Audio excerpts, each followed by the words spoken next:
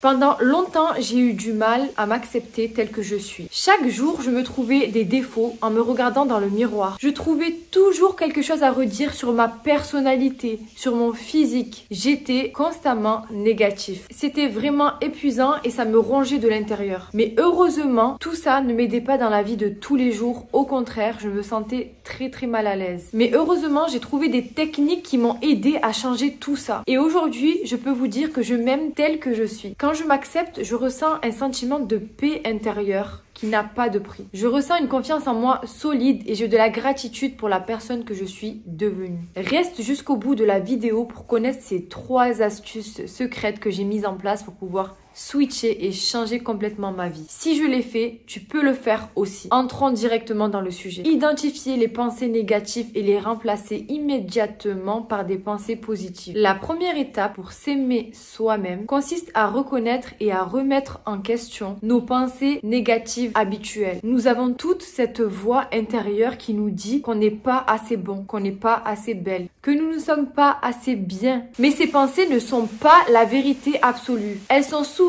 influencées par nos expériences passées, nos peurs et les normes sociales auxquelles nous sommes confrontés. Je vais te donner un exemple tout simple. Au lieu de te dire « je suis tellement nul en maths », tu peux te répéter dans ta tête « je suis intelligent et capable d'apprendre ». Plutôt que de laisser ces pensées négatives s'installer. Prends plutôt du recul et demande-toi d'où ces pensées viennent et est-ce que prends du recul et demande-toi d'où viennent ces pensées et est-ce qu'elles sont la vérité absolue. La plupart du temps, tu verras que la réponse sera non. Donc, il faudra que tu rejettes immédiatement ces pensées négatives pour les modifier par des pensées positives. De même, au lieu de penser « je ne suis pas belle, je ne suis pas assez beau », je me concentre sur mes caractéristiques qui me rendent belle et que j'apprécie chez moi. Il faut que tu réalises que la beauté est subjective et qu'on ne peut pas plaire à tout le monde. Mais il est très important de te plaire et de t'aimer toi-même. Tu verras que petit à petit, ces affirmations positives vont s'ancrer dans ton cerveau et vont t'aider à développer une image de toi positive. Comme des graines plantées dans un jardin. Elles nécessitent du temps et de l'attention et des soins réguliers pour s'épanouir pleinement. En choisissant de nourrir ces pensées positives, tu cultives un environnement positif à l'intérieur de toi. Ça se reflètera automatiquement à l'extérieur. Tu verras que tu auras plus confiance en toi et tu t'aimeras beaucoup plus. Secret numéro 2, pratiquer l'autocompassion. Une autre technique essentielle pour apprendre à s'aimer est de pratiquer l'autocompassion. Cela consiste à cultiver une attitude de bienveillance envers soi-même, similaire à celle que nous aurions